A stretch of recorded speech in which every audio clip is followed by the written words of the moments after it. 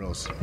Hey everybody, welcome to Stay Bulletproof with Tait Fletcher. I think we're on our 7th episode here, and it's been a lot of fun. And today I got a real treat to talk to a coworker of mine, Kevin Rankin, who has made time as a brand new father and out of a busy schedule to come and talk for a little bit. As always, I want to thank all those Death Squad listeners, and please remember, I think this will be out far before then, but the Isaac Valley Flag just picked up a bout against Sam Stout in UFC. I think it's June 15th. So blow him up at Ike Valley Flag at Twitter and give him a lot of support, please. And I just want to say hello to Kevin. Well, hello, Mr. Tait. So yeah, we just like I said, we just been working together.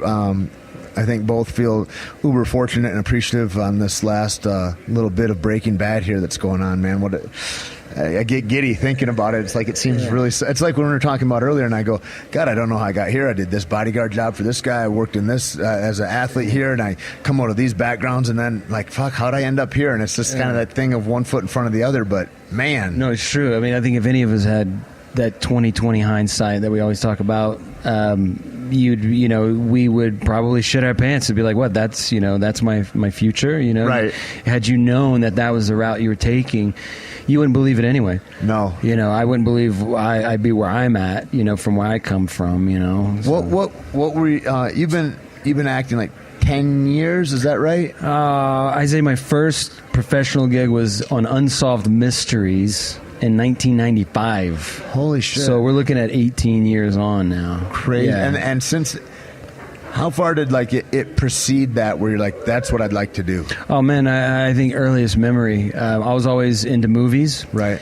And it wasn't necessarily stuff like The Godfather or something, like really right. serious cinema. It was more like Bloodsport, right. Commando. It was, right. I wanted to run Commando. around and old shoot school people. Schwarzenegger joints. I loved all that stuff, man. Like Cobra, Stallone, Steven Seagal. Little Seagal. I just did a Seagal thing. You did? Oh my God, he's a nightmare. Yeah, anyway. I was about to say, I'm sorry.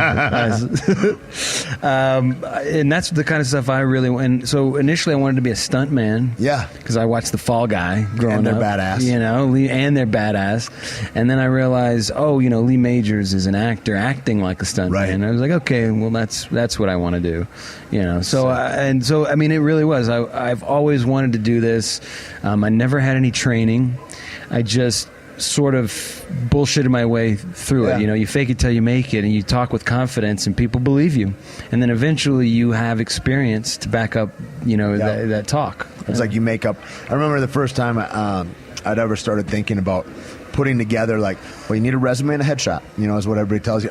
Okay. And getting that, like, I'm like, what do I put on this blank piece of paper? And so you kind of build up, and I'd had some fights, before then. And so I was, and guys had done like little documentaries on me or whatever. So and then like for school or whatever, like they did them for NYU or something. And I was like, so this documentary, and I make up a title. I didn't know what it was. I just put my friend's name as the director. Shit we like all that, did it, man. I mean? We all did it. Have no idea what any of this looks like, what it means. But I know when I get in the room, I'll do what I need to do, It's true, man. It's like, when you go in for a loan, you got to have money to get money, make money. Yeah. It's like, well, I have to have work, this body of work in order to get work. I was like, well, how can I do that if I don't have the work? How'd you get a SAG card? A catch-22. I did a movie in Louisiana called The Apostle with Robert Duvall. I went to open casting call at a mall, like over 2,000 people. Fucking balls. And I was leaving, and they said, hey, you, it was like out of a dream. And I went back there and I read for a small role, and Duvall saw my tape and wanted me for another role, and it ended up being a pretty great part. In the beginning of The Apostle, I play a guy who gets in a car accident, and he gives me my last rites through the window, and I get to cry and die. That's what every actor's dream is, to cry and die. With Duvall. Yeah, with Robert Duvall, yeah. Amazing, man. Yeah, it was pretty great. And so I was SAG eligible then. Right. I didn't join the union until I moved to L.A. February of 2000. Right. And then I was a must join. Right. After my next gig, which happened to be a movie of the week. I don't know if they have many of those anymore. Right. MOW of after. It was called After Different Strokes, When the Laughter Stopped. And it was a TV movie about Dana Plato and the after different strokes sad. kids. It was really sad. Sounds like a tearjerker. It is a tearjerker. Yep. And so that's how I was a must join. And then I had to borrow money from my manager at the time. That's the bitch to join. Yeah. I remember when I worked. I don't know how. I mean, fuck. It's one of those things. I was working in a nightclub and all these big black dudes came up, like 4 or 5 dudes, and they go, "Hey, we're looking for some big white boys for this movie out at the Pen." And one of my guys calls me and says, "Well, we happen to know some." And then we came up and we talked, and they're like, "Awesome, you'd be perfect." It was Master P's guys, and they were doing a movie called Lockdown. I think it was Lockdown, and it was like a month of work, bro. And so then I got grandfathered into Taft-Hartley'd in, right. And then that whole thing, I'm like, I got to come up with how much money to do, and it was like $1,200, I think, at the time or something, and I was like, it's not happening, you know what I mean? I don't have to pay right now. Okay, cool. Yeah. And then I was like, ooh, but I have extra money right now from this show. Should I? See, that's the thing. Is like I would say 95% of us that become eligible. Right. The project we become eligible on, that paycheck doesn't near cover the actual having to join the union. Yep. And that's the irony of it. And then you go, I don't know if I'll ever get another job either. Right. You know, so join the union, take all paying this my check. whole rent exactly right now, or join this fantasy world. Yeah. You know, because that's the thing too, is like a small town in Michigan, and I'm like wanting to be in, like, that looks cool to go play pretend and play cowboys and Indians and cops and robbers, or do whatever. That seems awesome. Like, to be able to be an actor, I thought since I was a little kid, I was like, that looks rad. And I thought, that is so unrealistic. That's, there's no Olympians coming out of here. And so when it was in front of me, I was like, I don't know that this is really reasonable. And so I put it off too. And then I was like, I'll just let the next job is going to have to pay for it, Right. The next job was a Nissan commercial, and it was awesome. It paid for it, but like that whole series, I was like, well, how, and guys would be like, well, how can you be an actor? And I'm like, fuck, I don't know. I'm not an actor. I have no idea. You know what I mean? And I go, but I know you need a SAG card. And they go, well, how do you get a SAG card? I said, well, you got to say some lines in a movie. Well, how do you get lines in a movie? You got to have a SAG card. And it's the circle that you put. And I'm like, it's a magic trick, dude, and I don't know. Yeah, I mean, that's the thing, is like anyone that's ever asked me advice on how I got started, or how I got where I'm at, it's almost a futile conversation, because you can do exactly what I did and never get near where I'm at, but you do your own thing. I mean, there's no guarantees in this, Yeah. I appreciate my own naivete as a young man, not really realizing how hard it really is, And I think because I approached it that way, I got very lucky, because let's not bullshit it. I was the right place, right time. Yeah. For everything that I got, but at the same time, I knew how to recognize an opportunity, and I knew how to put pedal to the metal, so to speak. You're a hard worker. And I knew exactly what to do at the time. When they talk about luck, and there's a lot of dudes. A friend of mine, I have this club in Dallas, and he's a grinder, man. He works hard as anything, and he's my main partner there. And he sends me this little meme, and it says, you hate on me like we don't have the same 24 hours in a day, and it's like, that's a striking commentary when I look at, like, people are like, well, what's the difference? And I'm like, the difference is that every man gets his opportunity, and I know that it's going to come past everybody, and there's going to be people that are ready and people that aren't ready. Right. And when you're prepared for that opportunity, it looks like luck to everybody. But and I've been even to yourself. And I've been unlucky. Yeah. And I fucked myself by going, that's why would I do the push-ups now? That's never going to come to pass. And I've done that, and I've gone, I'll never be in that place again. And so from then on, I've gone, I always want to be ready, regardless of what comes up. If somebody says, are you able to do this? I want to be able to say yes, and I want to be able to say yes and do them right by whatever job that's been. And right. Yeah, that's a huge thing, though. No, and look, as you're talking, I mean, this. You say you were just talking with some musicians, and to compare to music as an actor, as a musician would probably spend years finding their own sound, right. As opposed to emulating something that's already there. Right. As an actor, it took me a while, but the first step in finding your own sound as an actor is self-confidence and knowing that you have a toolbox no one else is privy to, no one else has, you know. So when you go into that room and whenever you attack a character, you don't go in, I'm going to give them what they want. Yeah. You go in and you're going to show them what you've got. Yeah. Because they haven't seen that. And they're never going to see it afterwards also, you know. And plus, here's another thing. 99% of the time, they don't know what they want. That's what a friend of mine said, dude. You know? This guy, a great stunt coordinator, and he's a second unit director, Darren Prescott, and he goes, I go, well, you know, these producers, they asked to see me, and and I said, what should I be like or whatever? He says, just fucking go in there and be you. He says, the truth is, they don't even know what they want, Tait. Right. And they think they do. They'll say, this is what I want. And they don't know. They're like, nobody knows what that is. So just go do you. And either they're going to like you or they're not. And that's the end of it. Like majority of people, they're waiting to be told what they want, what they like. Well, and then he says, you're this dude, how you look. When you walk into a room, man, be that dude. Like if it's intimidating, that they intimidate those dudes. Like that's what they want to leave with a feeling about you, about whatever it is. And I go, okay, just then be that, you know, instead of being too deferential maybe to like their stature. Yeah, because guess what? You can't read their mind. Right. And a lot of times it's a shot in the dark, and that shot in the dark is going to be way far away from the bullseye. Right. You know, the bullseye, they don't even know what even know what the bullseye. It's you know, when you talk about music too and acting and just watching you and how you perform, you physically alter yourself. Your face changes, your neck changes. Like it's sick to watch, you know. And thanks, man. And Jesse too is it's wild, you know. Just in the shows that we've already seen that he's been in, it's incredible how horrific and how violent and how cold this sweet, like seemingly loving, nice, you know. It's wild, man. And so. What I really like are like the ciphers, like those empty spots in between the notes. You know what I mean? And where those rhythms are. And that when you talk about that acting, it's like when you can, that quiet part, like the acting is just in the face. You know what I mean? Completely. I mean, half of acting is reacting, right? Yeah. Majority of it is just active listening.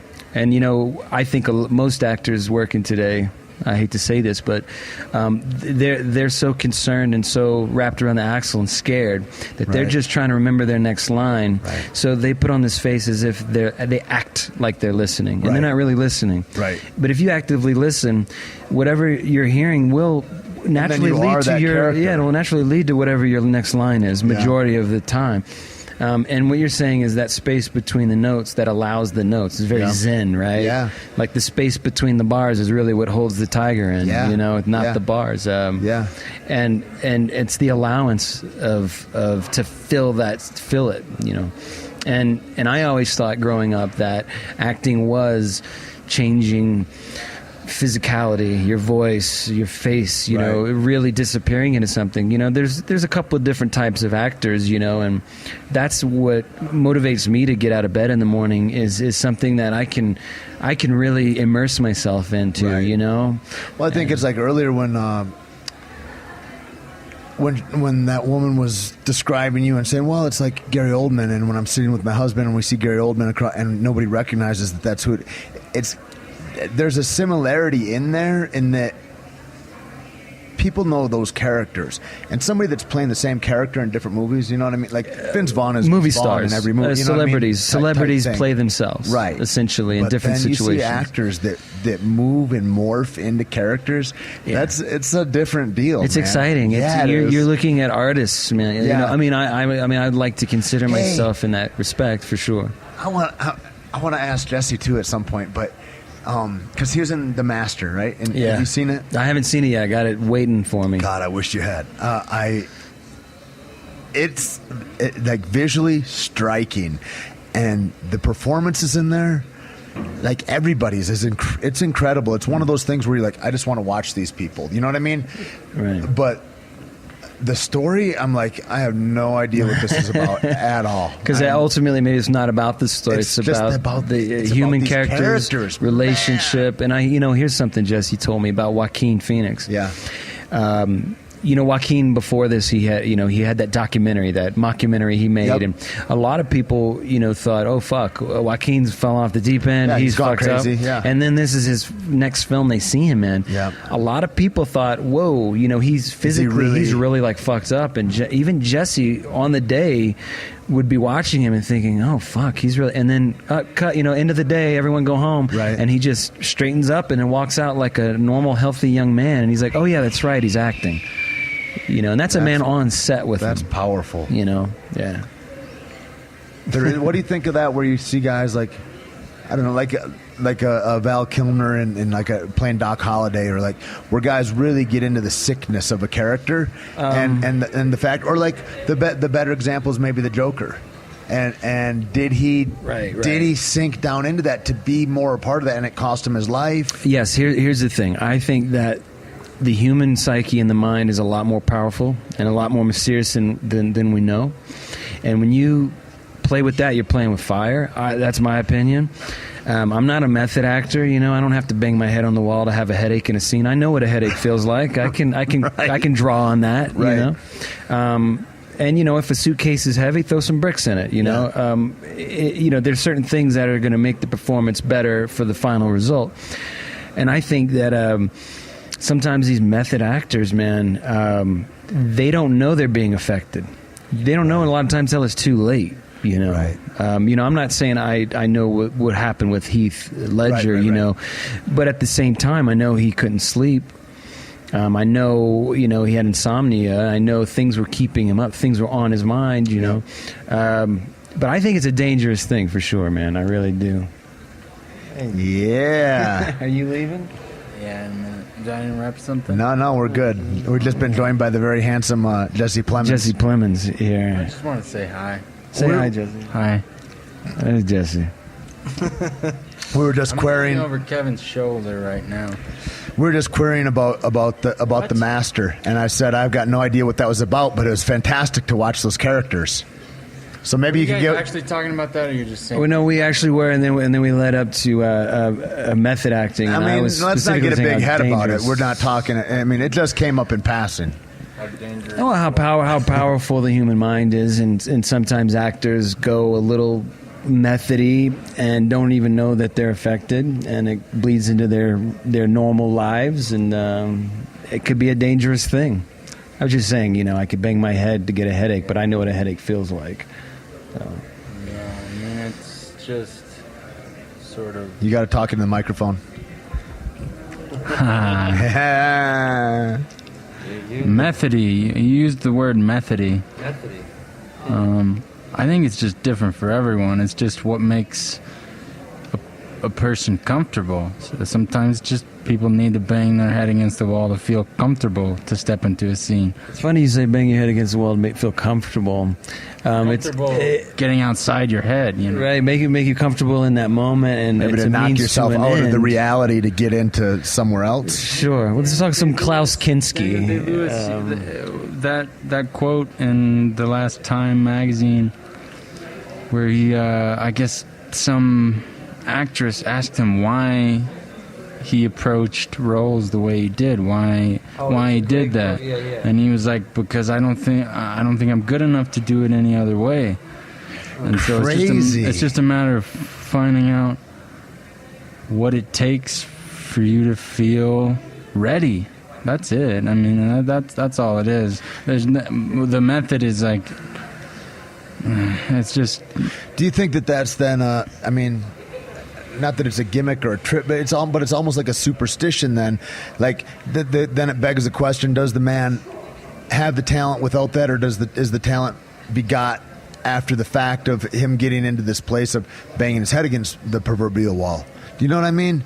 It's like if you have that after that banging of your head, that's within you. At any rate, but then you're talking about it's just. But the mind and like the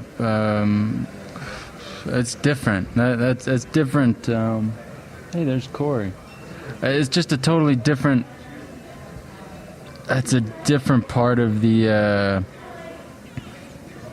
spectrum. We're talking about looking at a part and intellectualizing it, like looking at something and breaking it down.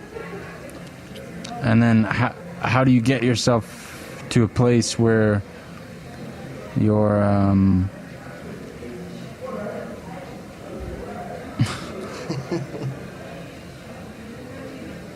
where you're not in your head, where you're in a where your feet are, where you're present in the character, where you are that. There's not a separation of the character and yourself. Yeah.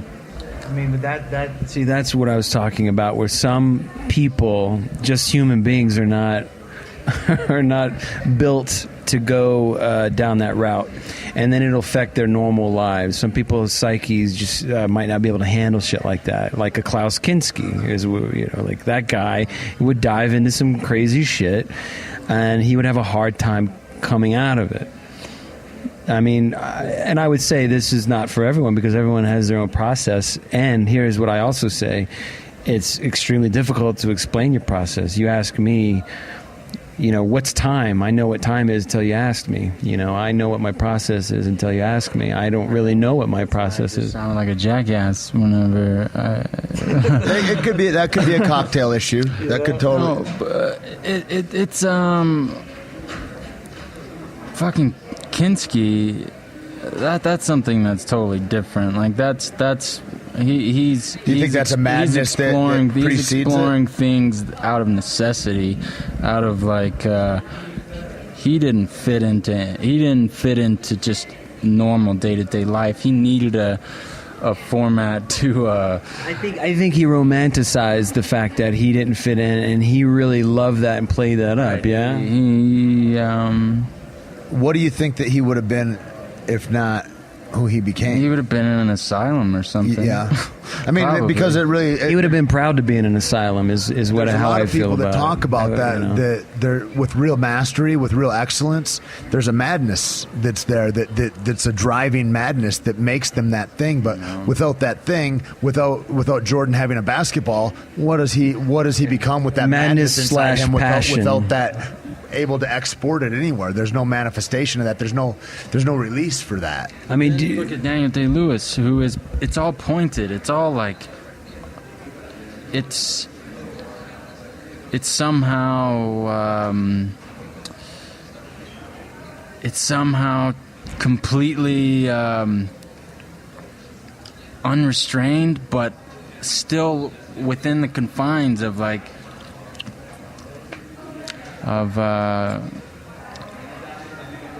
the format, it's still he somehow has control over it. He knows what he's doing. Everything is pointed. Everything is like it's. I don't know. There's just different ways of. I can only. I don't mean to say it's an unrestrained madness. What I'm saying is that it's. Terrifically focused, but without that thing to focus it into, where does that go for that artist in whatever regard? You know what I mean? If Picasso never finds oil, I mean, I say Daniel Day's definitely. He's got the reins of some wild horses. Is really more. Out of myself and okay, Jesse Plemons is making an ass of himself. We're talking to the microphone. People think we're important when we talk into microphones. Hi, how you doing there, Cory? Are you going? We go bowling? Or you still want to go bowling? Yeah, I mean, yeah.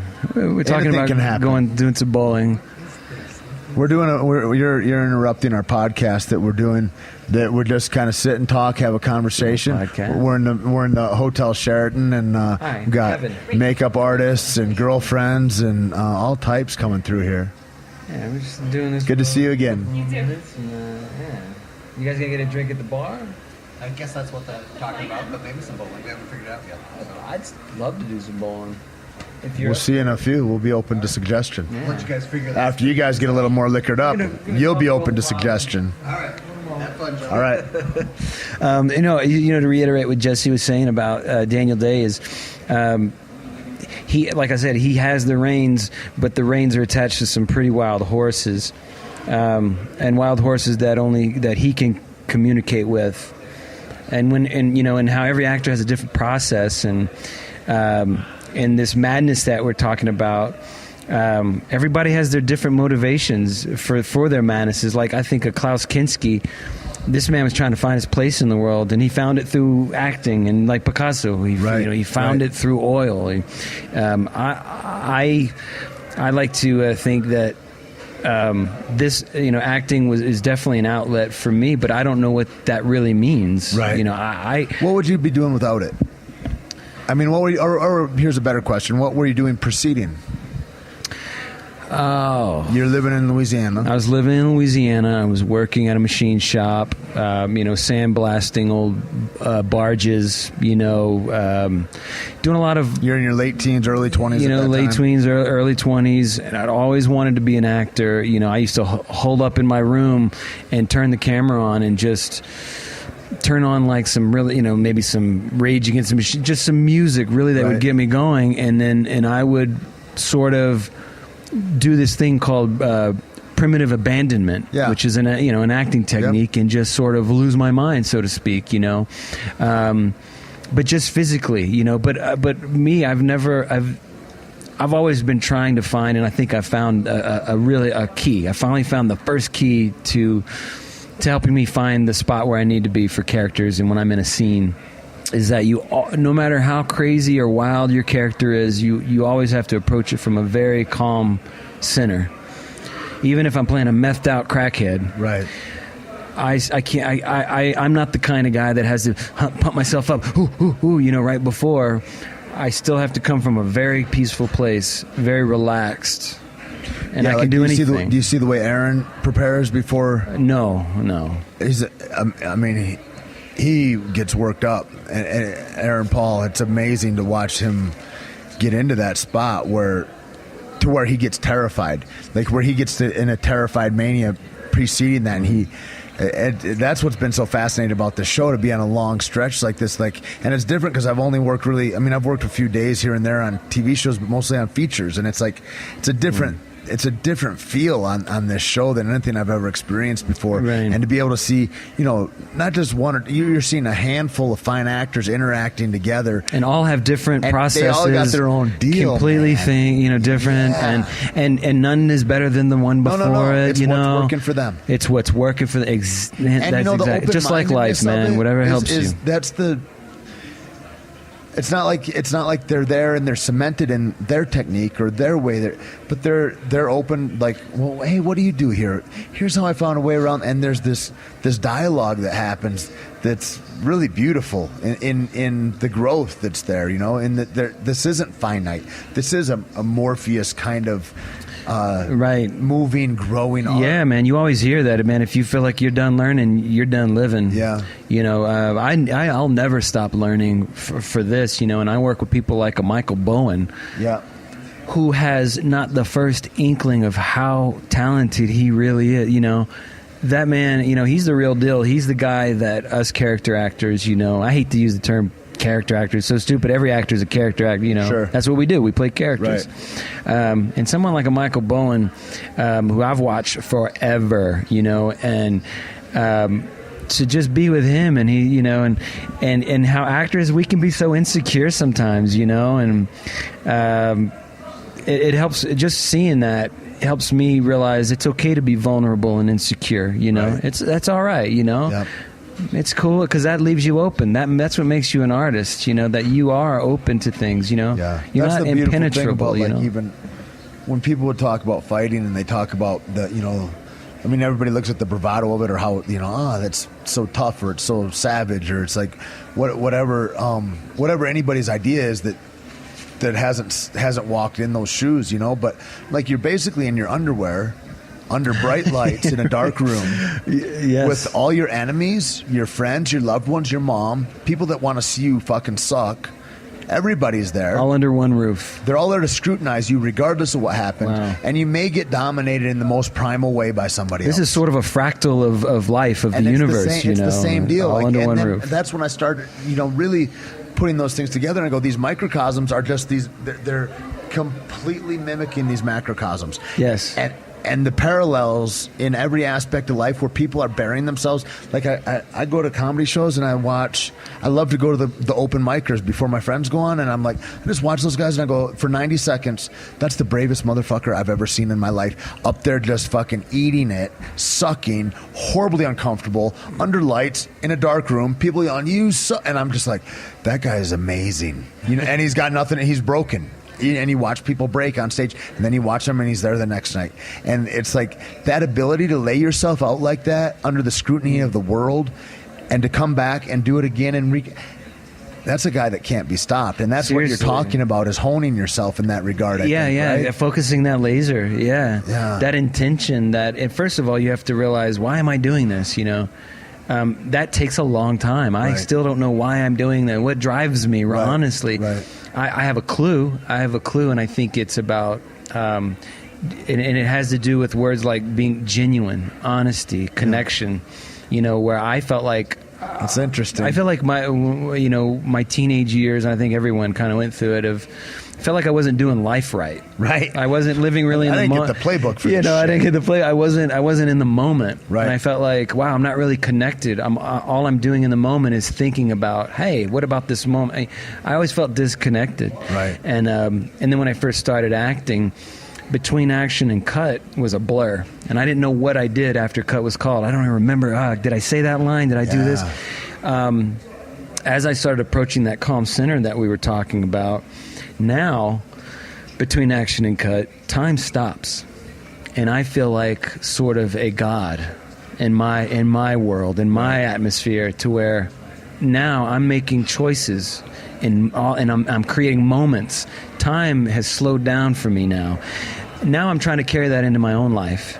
To where I can really take in the moments, when I'm talking with someone and being with someone. That's like this whole idea of being present, of being, and of, like, there is no past except what you're carrying with you, and there is no future except what we're creating with all the moments that we have right now, and how so many of us recreate maybe the misery of our past. So, like, we get a repeat button. Yeah, man. And we wear a groove. Obliterate that because we get scared to go out and try something new. And we get locked in that habitual reactionary life. And it's interesting to me when you started off and you go, well, it's maybe it's got something to do with being genuine and everything. And when we're playing pretend. You know what I mean? Right, we're pretending, and then fighting. That's for the irony for of our that. Own authenticity. Yeah, fighting for our own. Yeah, I mean, you've ever heard of living in the past that's depression, and living in the future, that's anxiety. Right. That's what those two things really are rooted in. This old cowboy says, you got a foot in tomorrow, a foot in yesterday, you're pissing all over today. That's right. Maybe a little more colorful than, but yeah. But it's true. Yeah. You really you are rob sort yourself of the only thing we possess, which is now. Yep. The eternal now. Yep. Right. What do they say? The past is history. The future is non-existent. Yes, the now is a gift. That's Yeah. why it's called the present. And that's like the Taoist monks, they talk about it a lot, and they talk about their own immortality, and a lot of those guys live to 120, 140 years, documented age, like crazy, but they're continually in a practice of being present. Of being present wherever and those moments are forever. And then I look at it with boxing, and when I really sucked at boxing, when I first started fighting, I was like a great grappler, and then I've got to learn striking, and I was talking with Michael Bowen the other day about it, because he boxes, and his son is super proud of, and he's a boxer, but there's a lot of times when you go with somebody that's skilled and you're getting hit and you don't even see where you got hit, like you don't even know what happened. But what happened for me is it was like time opened up and slowed down at the same time, and I was able to see more. It's like I got vision, and like what you're talking about, being in between action and cut, it's like between the bells for you. Yeah, man. Right? And now it's like it's so slow when I go I already know where you're going. Like I'm predicting the future in those moments because it's slowed down to such a point for me. I'm almost commanding, manifesting, and creating what's going to happen in this moment. I think to a point that's true. I really believe that. Yeah. You know, that goes back to what I'm saying about the power of the mind. Yeah. You know, and we underestimate it all the time. You know, I have an actor friend of mine who actually played Jesse's father on Friday Night Lights. Okay. Yeah, and that's another interesting thing for listeners is that you and Jesse have got a long history at both being stars on Friday Night Lights. Yeah, yeah. I mean, that kid, I mean, we go back a couple of years, and our friendship has just grown exponentially, and working on this show together really brought us even closer, you know. Yep. And going back to the guy that played his dad, he played my father on another show called Trauma, and he would talk, and he had cancer on that show. He's a motivational speaker as well, and he would talk about he had to tell himself and his body, this is not me. I don't have cancer. Right. I mean, because he really believes it, because he understands the power of the mind. Yeah.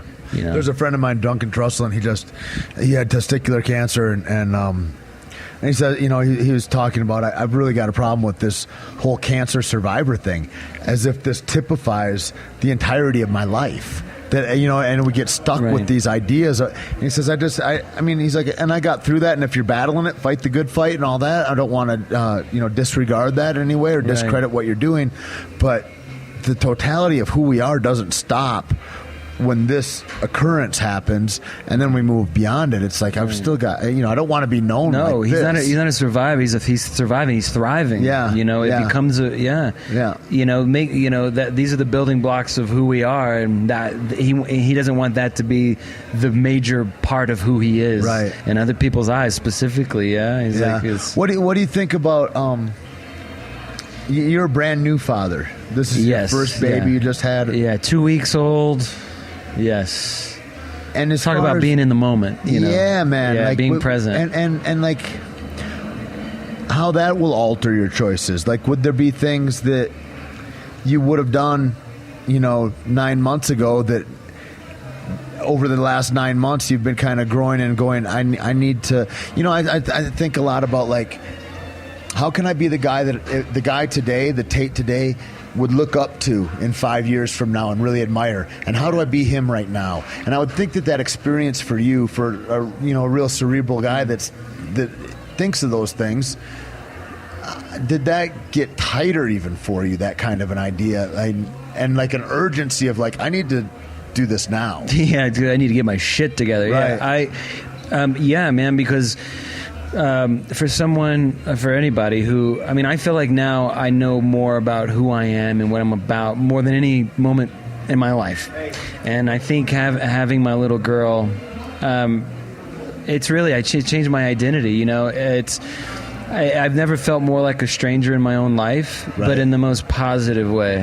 I'm learning to know I'm meeting myself all over again, and I'm taking inventory in that meeting, so to speak. And that genuine stuff that we're talking about, to be the grandest version of myself. Right. I wanted that before, but boy, do I want it now. I have another pair of ears, another set of eyes watching me now, and that are going to want to become you. They're going to want to become me. Regardless of what your mouth says, they're going to want to become how your feet move. Yes. Yeah.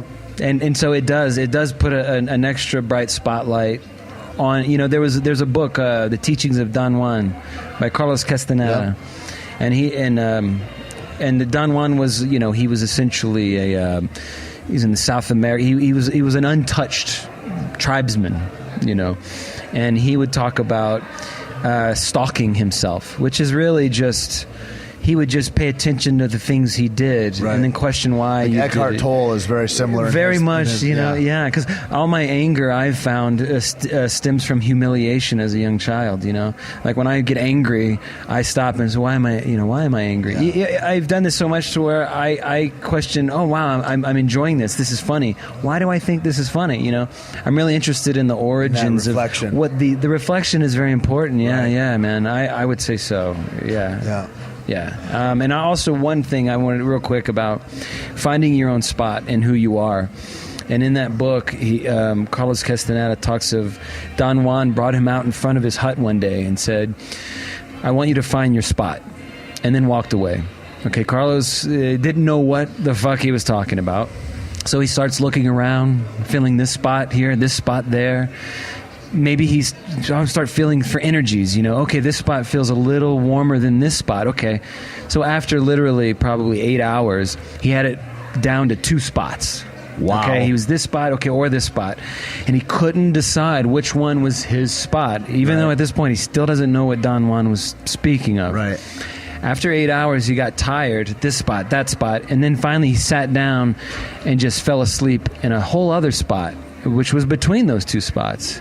And he was awakened by Don Juan, saying, oh, you found your spot.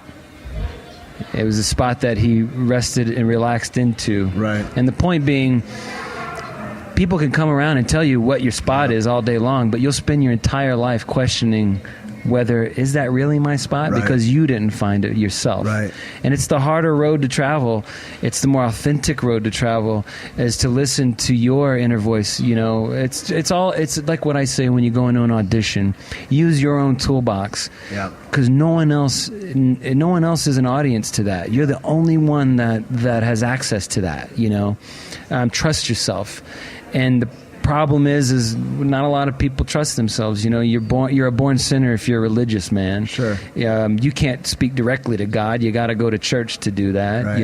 Right. I think that the way the society's built, the way the system is, it really takes away your self-confidence and lets you know you need something outside of yourself to achieve things, and it's not true. Well, we were talking about this idea of, when there's these universal pops that happen where and I brought up the relationship that humanity has with like the pyramids, and like with these interlocking rocks that are built in a real similar fashion on different continents when there's no intercontinental travel. Right. And how did that all happen within the same few hundred years? And I can't think what the occurrence is. There's a name for it, where there's these evolutionary blips that pop into the next basically quantum leaps, and so like somebody Right. discovers that 2 atoms can be in the same place at the same time in Queensbridge, and they also find out that happens when they're the 2 scientists working on it in Florida. Right, sort of, right. They're sort of like where they talk about the animal collective. Yes. When a bear learns to use a tool, then when a bear when over the polar here. bears are covering, they all learn to cover. They all learn to and cover. They all yes. learn it at the same time. Yes. The moment one of them there's figures it out. there's an entanglement. Yeah. Yes, definitely. And that kind of thing happening, and we were talking about DMT and ayahuasca and those kinds of things, and how it maybe just all it really does is makes us present to a reality or to a way of thinking that we didn't previously know, because we're muted by our fears or by our egos or by whatever it is. By our waking us. life. Yeah. And then it begs the question, what is reality? I mean, it goes into a whole lot of different questions, but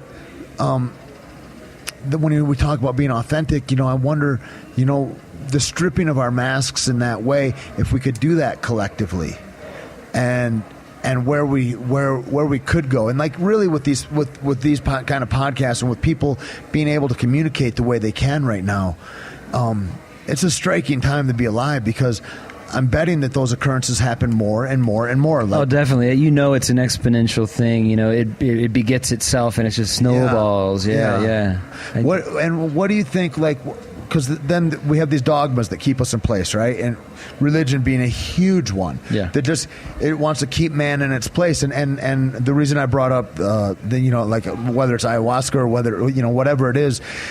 And this occurrence where we all pop and have this evolutionary shift at once, it seems like there's structures, mostly governmental, but I think that's a shadow of something else, perhaps. For sure, corporatism right now, but even that being a shadow of maybe something else that keeps us impotent and that keeps us enslaved in a way like you do with people on welfare, and where I never let you grow. If I always take care of you, then you never get to grow, and that kind of thing happening. And I wonder how much of that it robs us from that real sight that we could have, and that things like those psychedelic trips kind of bring people to, and then wondering about that then as a father and as having a evolutionary kind of stake in this for your daughter. What do you teach her? What do you teach her about, like, as far as, like, I want to raise her in a way that's righteous and courageous, and so she's a strong, active, able-bodied woman, and then she is colored by this community that we live in. What do you teach her about religion? What do you teach her about, because I've got friends that are like, I don't know, I'm Catholic, it might work, whatever, and I'll go ahead and I'll put my kids through this. Right, just in case. or because it makes my wife happy, or my mother-in-law, or whatever. It's definitely the thing an is. Appeasement. And so what's your choice with that? Well, I'm going to keep religion as far from my daughter as possible. Any kind of, spirituality is another thing, Sure. I'm agnostic. I'm not an atheist, because I think if you're an atheist, it's as if you're saying, just like the Dude, religious that's exactly know, my same argument I say all the time. I'm like, you're just as much of an idiot as a Christian.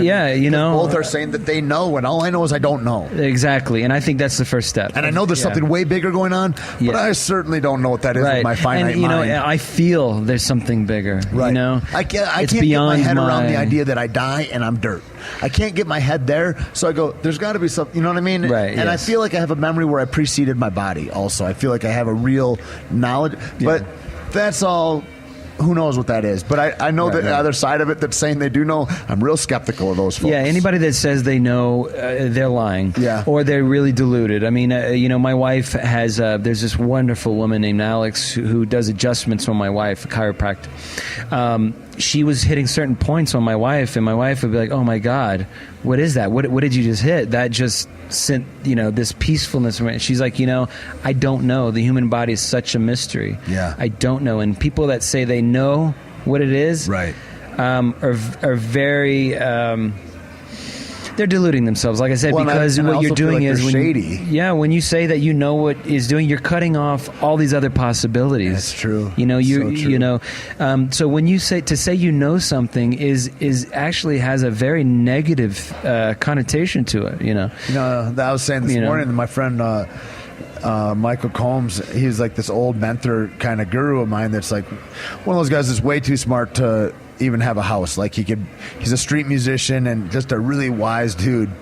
And I go, hey, well, what's that? I'm puzzling, and I'm looking to him, and I'm like, we got to know the answer to this. Like, what have you come up with? And he says, kid, he says, I just try to have more questions than answers. He says, every time I ever had an answer, I got ground to defend, and I just got tired of fighting. You know what? That's beautiful, man. He says, I got questions. The whole world's opened up to me. That's it. You know what that it reminds me of is a Hitchhiker's Guide to the Galaxy. Is that right? Yeah, they get to the end, and they were looking. They wanted the answer. I want the answer. Right. And then the answer was, I think, like 21. And then they were like, holy shit. What was the question? Yeah. And then their whole life became about what was the question? Yeah. It's all about questioning, because some people would think questioning would lead to more of a sense of unease, but it really eases me out when I hear dissent, when I hear people questioning things. That gives me hope. Yep. When people start saying they know and they got things locked down, that fucking worries me. Yeah. It's striking right now too. I mean, the more it's weird, this dichotomy. The more open we are as a universe with more knowledge, with more interaction. And when you say open, people, that's vulnerability. That's saying I'm willing to be wrong. Yeah, yeah. Which isn't, or I'm I'm willing to say my truth to you. I'm willing to tell you that, and it could be met with derision. Okay, so yes, that's a big one we've talked about. Is they have us policing each other out here on many levels. Well, so we have this openness that's going on, but at the same time, like Obama just said, this new law enacted, I can go ahead and hit American citizens on U.S. soil. Yes, and it's like, and questioning at all is not looked upon very highly by the government. No, it's not. You would be called a certain name for that. I've been watching all day Rand Paul, senator here from Kentucky. He's been on there filibustering all day about John Brennan. He's been laying it down there, and they keep trying to kick. Oh, come on, quit objecting. He's like, well, if you'll just tell me that you will not use drones on Americans that are not involved, and it's a very simple thing to say, but yet you still won't say it. That bothers me, man. It's so frightening. And as far as drones, and did you see this week that now drone pilots are now eligible for Medal of Honor? Is that right? Yes, and there's no honor. And, How cowardly would you feel if that were your taking job? lives when your life is not in danger? When you are not in danger yourself, there's no honor in that. And I just got sympathy when the latest Bush sent all the troops into Iraq and all that, and not even for, because I guess maybe because even at that time I felt more of a nationalistic appeal to that kind of thing than anything else, and I was distanced from Iraqi parents and children and all that. But what I did, and not that I was like, yeah, get those fuckers, but I was just like, what struck me was, here are these poor kids from all these poor little towns all throughout America, and they're being put to war, not like to go fight the Nazis and to go free Jews out of concentration camps, not to do anything righteous. They're there strictly as security guards for Halliburton or Walmart. And they're there to do, perhaps they're going to be asked to maybe do atrocious, horrific things and put in intolerable situations and make just gigantic, enormous actions that are going to color their whole lives. Their entire lives. And how irresponsible for our leaders to put, that these kids have their trust in, to put them in positions like that. And when you talk about honor like that of these drone pilots, they're not even boots on the ground. You're going to go and kill probably innocent people, probably some righteous folks, maybe somebody that's just an outspoken activist. Basically, someone that doesn't agree with what you fucking think. Yeah. And that's essentially what it is, because we should be able to live on the same planet without agreeing on every fucking thing. That's what a dude told me once, this counselor, when I was a kid. He goes, that's what a functional community is, Tait, where we can all have different opinions and nobody has to be wrong. That's it. I mean, this is an argument of, the government saying, trying to legislate morality, trying to legislate people into being good people. Right. Well, the problem with that is good and bad is defined by the government. So you have to ask, who's defining these things? Right. It ain't you, Right. And people saying, well, I don't break the law. I don't have a problem Well, with and even this. now with the way religion has been brought into it so much, is that I read something on Facebook. Well, that's to get the people behind the war, It's Well, and really, I wrote something about Obama, and I don't even think it's about the man. It definitely is not. It's not left or right. He is the person, like, this is the occurrence that happened while his administration was in right. charge. He just happens to be the guy sitting in the office And right now. some guy that speaks kind of our language, what we're talking about, writes under it, and he says, well, but his followers are going to counter it with this. And I go, how fucking strikingly disastrous is it that we would call a political leader's their constituents? But to say it's like religious, it's like a religious zealot in a way, or like a follower's a sheep. Oh yeah, it's cult of personality, man. It's so Jim Jones crazy up in there a with the political masses. environment to say that, but that's where we're becoming, and that's where everything's been really shifted to. It's wild. I mean, you talk about. I mean, if getting into it, it's. The history of our country, just specifically of a democracy versus a republic, right? And where every teacher, so many people think that this country was founded on democracy, right. and it wasn't. Yeah, people never heard of a representative republic. They're like, they don't know what that is. They hear democracy, like no, because in a sense they've been fooled into thinking majority should rule. Right. Well, that's called mob rule, and a good example of it is a lynch mob. Yeah, where 51% rule 49%. I've never got along with that, man. Voting on people's rights. I mean, because democracy is more concerned about certain groups, sure, as opposed to the rule of law, meaning inalienable rights given to you by our maker, whoever you think that is. Yep. That's why I'm a libertarian. Yep. I mean, I am a libertarian, and it's not because of property rights and this and that, but I just think that's a very solid thing that we can look at in life. My property. These are things. And when you look at democracy, it leads to stuff like the unproductive majority realize they can vote on handouts and do certain things. When that happens, then the leaders continue with that, and then the minority productive people who are getting all of their property taken from them, they will eventually have no motivation, and they will become part of the majority unproductive, Right. And eventually all democracies will crash and led by a dictatorship. Well, and there is no, I mean, I don't know Not that to- not anybody to can go that point far to out, one that but, is you know. where has there ever been a true democracy? Do you know what I mean? As far as a political structure, it doesn't exist except No, on it- paper. It's like communism. Exactly, because if you're talking, if I would live in a democracy if I lived with a country full of educated people. But the problem is the system Right. keeps them uneducated. Right. So if you live in a country of idiots, then you're ruled by a country of idiots. I mean, it's so funny how, I mean, we are like becoming idiocracy. You know, it's hilarious. It is. I mean, and that's why that film hit way too close to home. You know, It's why, yeah. yeah.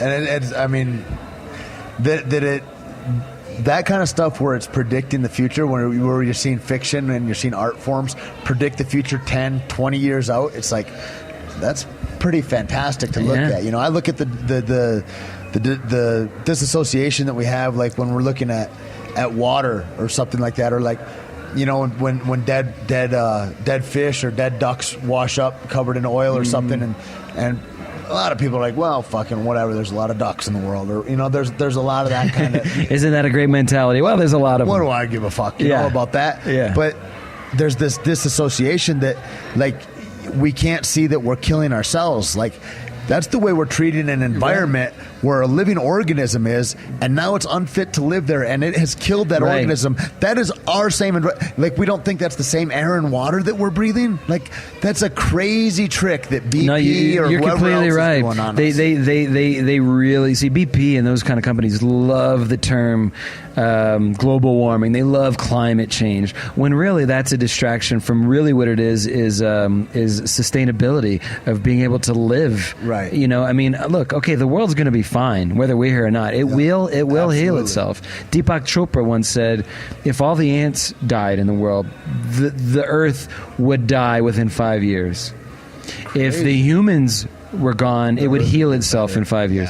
So if you think about that, it just lets you know we give no contribution as we live now to this planet. We have zero. No. In fact, taking us away would help the planet. I heard somebody a long time ago, and they were talking about it, and they said, you know, we're the most adaptable creature on the planet. Aren't we? Humans Yes. are. But we are the only creature that is so arrogant that we adapt our environment to fit our fucking druthers. And we call that adaptation. We call it adaptation, or you know. progress, or like we have a superiority over the oceans and deserts. Like, we're going to put a golf course in Arizona, Right, and, It's like, and are listen, you out of your mind? Exactly, and that plays over to statism, patriotism. Yeah. You know, when we go into other countries, it's not to spread freedom and democracy. It's just a primal thing that we want to fucking rule and show our dick is bigger. Yeah. Let's be honest about that. You know, and I'm not trying to say that. See, I love my country, but I fucking hate my government. Yeah. You know, and to say I love my country is not to exclude the rest of the world, because I love this planet, Yeah. you know, and I love everybody in it. And when we talk about something like gun control and Sandy Hook and all these kids dying, this is a terrible thing. But, you know, are we only concerned about white kids dying? Yeah. Are we not concerned about Arab kids dying? Are we not concerned about the children of the world? That is a big perspective shift that we need to have in this country, man. Where am I acceptable with anybody suffering? Where am I acceptable with anyone suffering? Because if anyone's suffering, unless we're all free, Yeah. none of us are. Yeah, it's true. I love that there's this a documentary called I Am, and his name's escaping me right now, but he's the guy that did Nutty Professor and Pet Detective and all those kinds of films. He's a director. Oh, Tom Shadyac. Yeah. From Shady Acres Films, right? Yeah. Fuck, man, and like that kind of thinking where it's like where supreme cooperation is what rules, where you know that feeling of generosity is what Right. is what's pervasive about humanity, and people would color it to have us believe that it's competition and stuffing somebody else down. You know what I Yes, mean? yeah. And that just doesn't hold up for me. Like, I remember I first saw that like in jiu-jitsu like 15 years ago, man. I got into a class and like after I got kind of good at jiu-jitsu and you're able to get a tap, like you're able to choke somebody, it's like, so exciting, man. It's like, wow, all these movements, A, B, C, D, led to, and it did, and I did it right, and fucking rad. And but the other thing that came to me right away after that, I started looking at that, and I spent a lot of years on the mats, and I go, if you don't get better, I don't get better. Because if I just kill you with the same move every time and I never show you what I'm doing for the setup, You never get to defeat that. I get to get you every time, but I don't ever get to get any other moves. And you don't ever get. But if I make you better and I show you as a better player, hey, here's what you do here, then I have to grow and adapt. And the more I help you, the more it helps me. And when everybody gets better, everybody gets better. And that kind of thinking is what I want to do my part to instill around me. Because that's where it's at, man. Yeah, I completely look. I want to say. I mean, I may have added another being to my life, my daughter, but my grandfather passed away about a week after. Wow. Which hints toward, like, I always had this idea if I ever had kids that meant I moved to my father's position, my father moves to my grandfather's, and my grandfather dies. And it actually happened, you know, so it really, crazy. really blew my mind. I but bet. something my grandpa, you know, what I took from him is, here's what you have, man. When you come across each other out here, you know, you always want the person that you come in contact with to feel better about themselves when they leave you. Right. You know, Yeah. it's not you know, that's what we can do for each other out there. I don't know if it was in you know? Siddhartha or there's something somewhere I read, and there was that idea, and they said if the only practice you have is that you leave everybody that you encounter with a gift, and whether that's a peaceful thought or a handshake or a smile or a dollar bill, whatever it is, you know, and get your consciousness there. See, that's the thing that people don't realize, honestly, Tait, is I think that they don't realize you want to sleep at night. That's the first step. Yeah. That is literally the first step, man. Yeah. And to leave it with that is basically, I call life sometimes an insurmountable things. I call it the big salad. Right. You know, my wife would get a big salad at a restaurant and not know where to start. She's like, I can't eat this thing. And, you know, it's one bite at a time. Yeah. One step at a time. So if anything just seems like a mountain and I could never get the look, it all takes a first step. Yeah. You know, just one step at a time. And you always get to try again, you know, like that whole thing. I just, man, I got to go up to Santa Fe, and it's always nice when I'm in New Mexico to be able to go spend time up there. My mom stays up there, and I've got some friends up there, and I was at this meeting. I go and sometimes I get to meet with some kids and shit that are on edge, to say the least, and one of these kids, you know, he tried to kill himself over the weekend, and I just really thankful, like, that he's here, you know, and express that to him, you know, and super happy yesterday, you know what I mean? And it's like, and how that passes, but how at those fucking times, man, it can seem insurmountable, and it can seem like I have to stop this. No, yes. And just to be able to put that out, that he's not alone, and that nobody is, and fuck, man, That's what, look, got a chance to wake up and do it again. You're leading it back to how we started it, is about the connection. And when I felt like, when I said I'm not doing life right, I'm not in the moment, I'm not connecting, I felt alone, you know.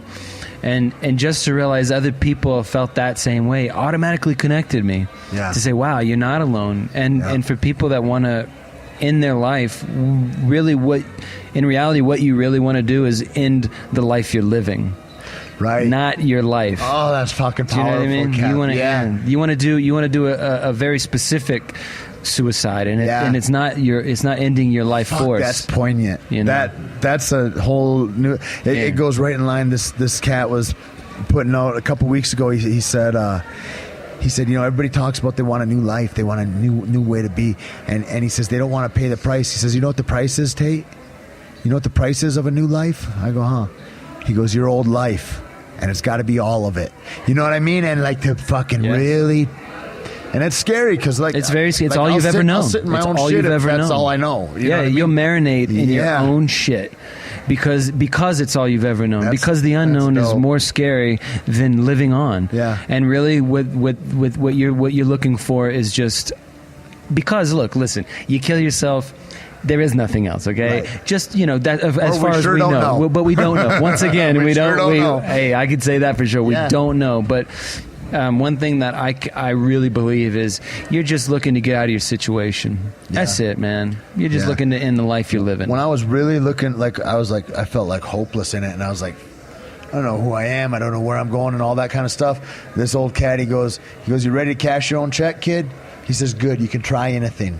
And it's like maybe a That's a very powerful position to be in. And you know what? That perspective alone could really change someone. Yeah. Say, wow, you're ready to end it. Yeah. You are at the most powerful moment in your life you've ever been. Yeah. Because now you're ready to swing for the fences. You're ready to make that change. Commitment. You are ready to make the change of all changes, which is ending it. Yeah. So it's a very powerful thing if you can have that perspective shift. Cool. And life is all perspective. Glass half empty, half full. I definitely choose to think it's half full. People they say that, oh well, if this happens, your life, life really gets better or whatever. And I'm like, it's not my experience. My experience is life remains completely static, but I get to look at it through a different lens finder, man. You know what I mean? And I get to choose what lens I put on that sucker, and it can be this or it can be that. Do I move through life, or does life move through me? Yeah. It's wicked. Well, I appreciate this, man. I know we got a lot of things to do tonight still, but no, let's do it again, man. We're back next week. Maybe we'll sit down and do another hour. Yeah. Let's do that. You're on to the end of the show, right? Well, certain thing. Well, I mean, it's a mystery of how many actual episodes we're doing. We don't know. Yeah, honestly, this is the last season, and all we can really say is we're doing like at least an episode this season. Yeah. So who knows? They have a whole season to shoot, so we don't really know how many we're going to do. Let's see if we're around in the next couple weeks. Who knows? It was a great show. Great thing to be a part of. Too is I want to sit down with if we could get like a little bullpen, get Michael's crazy ass and Jesse and all that. That'd be nice. Maybe we get Jesse to play us a song. He's a beautiful musician. That's man. Awesome. And, well, thanks again, man, and thank y'all for listening. And yeah, man. Thanks everybody for sure. Right on. Oh, hey, where can they find you? Where can they find? Where could people get droplets of enlightenment from Kevin Rankin? Is there a spot you want to put to, or is there a company? You're just kind of out there, and if they're lucky enough to bump into you, man, pretty much. I'm not tacked down anywhere, so I really have no spot for me as of yet. But you never know. Maybe I'll do my own podcast pretty soon. I know you can see him on IMDb, and you can look at all his great work from days gone by, and keep abreast on it. There, it's Kevin Rankin, Rankin, and Rankin, and we'll see you next time. Thank you. Later.